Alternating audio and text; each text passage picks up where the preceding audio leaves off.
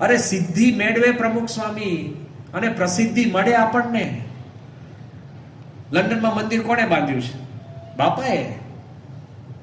ધન કોણ લાવ્યું? બાપા. વિચાર કોણ લાવ્યું? બાપા. જમીન બાપા. ક્લિયરન્સ કોણ? બાપાના આશીર્વાદથી.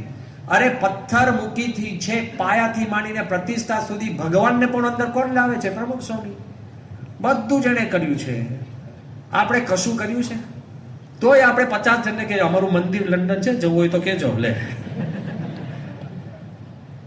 ઉછીની ક્રેડિટ લઈને ફરીએ છીએ. અરે બધી ક્રેડિટ એ આપવા તૈયાર છે. અમે સાંકરીની અંદર હતા, સંત શિબિર ચાલતી હતી.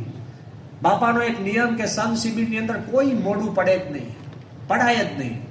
અને સ્વામી જતા હતા અને હું ત્યાં રસ્તામાં ચાલતો હતો અને એક બહારનું એક ગ્રુપ આવ્યું બાપાને મળવા. સ્વામીએ તરત એ લોકો જોડે 2 સેકન્ડ મળીને સ્વામીએ મને કીધું કે તું મળી લે.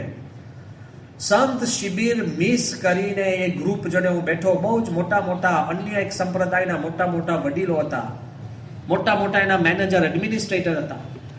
એમણે એકદમ શાંતિથી મને પૂછ્યું, બધા ભેગા થઈને એમના ગુરુનું નામ દઈને, એ કે ભાઈ અમે એટલા માટે આવ્યા છે તમારી જોડે તપાસ કરવા માટે. કોણ? એના ગુરુના વચનોનું તપાસ કરવા આવે છે. કે અમને એવું લાગે છે કે અમારા ગુરુ છે ને થોડું સાચું નથી કહેતા એવું લાગે. લે, આપણાથી તો કઈ બોલાય નહીં. એને એમણે પહેલી વાત કરી કે સ્વામી મારે એક તમને પ્રશ્ન પૂછવો છે. ત્યાં ગાંધીનગરનું અક્ષરધામ થયું, એમાં જ્યારે જ્યારે નકશા બનતા હતા એ બધા નકશા ફાઇનલ એપ્રુવલ કરવા અમારા ગુરુ પાસે તમે લઈને આવતા હતા? મેં કહ્યું ભાઈ ઉભા રહો, અક્ષરધામની ટીમમાં તો હું છું જ. અમે ક્યારેય તમારા ગુરુને મળવા આવ્યા નથી. અને નકશાની વાત તો જવા દો. એ કે અમારા ગુરુ એમ કે છે કે અક્ષરધામમાં રજે રજ અને નાનમ નાનું સૂચન એમણે આપ્યું છે, એનાથી અક્ષરધામ થયું. લે, એટલે મારે તો ઓટોમેટિક છે ને પગ નીચેથી જમીન લપસવા માંડી. મેં કહ્યું હા તો ગપ્પુ મારે એ તો ઠીક છે, પણ એની હદ તો હોય ને. એટલે મેં કીધું કે આ એટલે પછી કે ના સ્વામી હજુ તો સાંભળો. લે, કે બીજું અમારે પૂછવું છે કે પ્રમુખ સ્વામી અને બધા જ શંકરાચાર્યો અને બધા જ મોટા મોટા ભારતના ગુરુઓની એક મીટિંગ હતી. એની અંદર અમારા ગુરુ જ્યારે પ્રવેશ કર્યો ત્યારે બધા જ પ્રમુખ સ્વામી સહિત બધા જ ઊભા થઈ અને હાથ જોડીને અમારા ગુરુને ત્યાં નમન કર્યું. આ વાત ક્યાંક બની છે? I don't know. આ તો આપણે પ્રસંગ સાંભળ્યો જ નથી. અને શંકરાચાર્ય આ બધા ભેગા થયા હોય ને એવી કઈક મીટિંગમાં બાપા બેઠા હોય એવું તો શક્ય જ નથી ને. ત્રીજી વાત એમને કરી કે લંડન મંદિરનો વિચાર મૂળભૂત પ્રમુખ સ્વામીને અમારા ગુરુએ આપ્યો. ભાઈ મેં કહ્યું એ તો યોગી મહારાજ આપ્યો, હવે તો હદ કરો. 70માં યોગી મહારાજ બોલ્યા હતા જયારે ખાબોચિયા જેટલી 50 જણ હરિભક્તો ભેગા થયા એક નાના ઘરની અંદર સભાથી, રવિવારનો દિવસ, એકાદશીનો દિવસ, અને યોગી બાપા બોલ્યા કે અહીંયા લંડનમાં આરસનું મંદિર થશે ને યુરોપનું મથક થશે. 1970માં એ 1995માં 25 વર્ષ પછી પૂરું થયું. મેં કહ્યું એ તો યોગીજી મહારાજનો સંકલ્પ હતો કે એમ? મેં કહ્યું હા એમ. એક કે તો અમારા ગુરુ એવું કે છે કે લંડનનું મંદિર એમને બનાવ્યું, આનું આ બનાવ્યું. મેં કહ્યું ભાઈ હવે છે ને મારી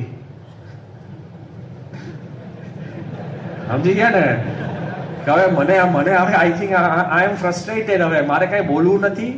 પણ હવે મેં કહ્યું હવે તમે રહેવા દો, હવે આ પૂરું થઈ ગયું. હવે આમાં જાજુ મારે શું કહેવાનું? હવે આટલી બધી વાત હતી ને હવે હું થનગનતો હતો કે બાપા આવે એટલે બાપા બધી વાત કરું. આ તો બહુ હદ થઈ ગઈ.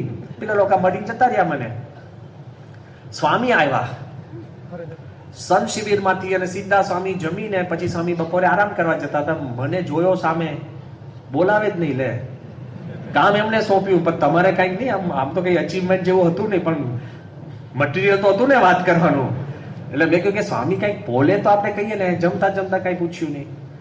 ખાટલામાં સ્વામી સુવા જતા હતા, પોડવા જતા હતા અને ચાદર આમ ઓઢી અને રૂમની અંદર હું હતો ને મારી જોડે આપણે વિમલ પ્રકાશ સ્વામી 2 જણા અંદર રૂમમાં હતા. તો સ્વામી મારી સામે જોવે ને વાત કોની જોડે કરે? વિમલ જોડે.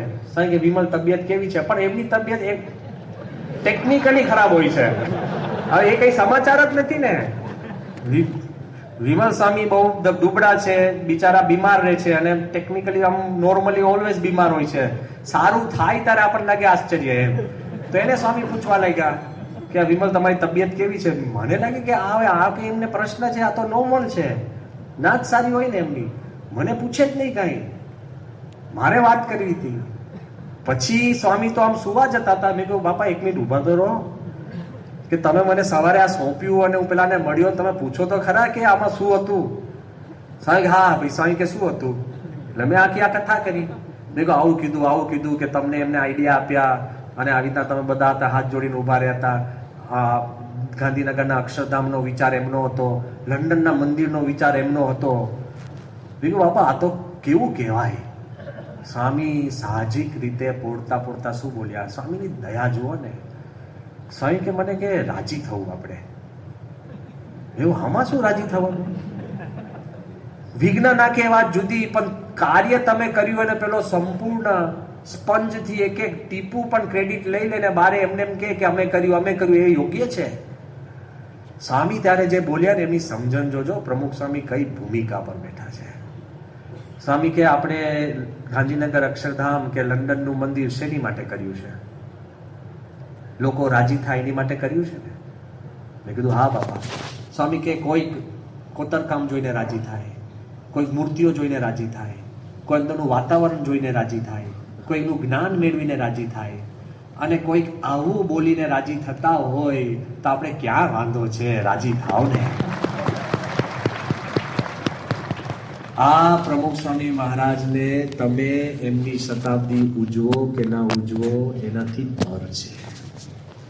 આ દુનિયાથી, આ બ્રહ્માંડથી એ પર છે.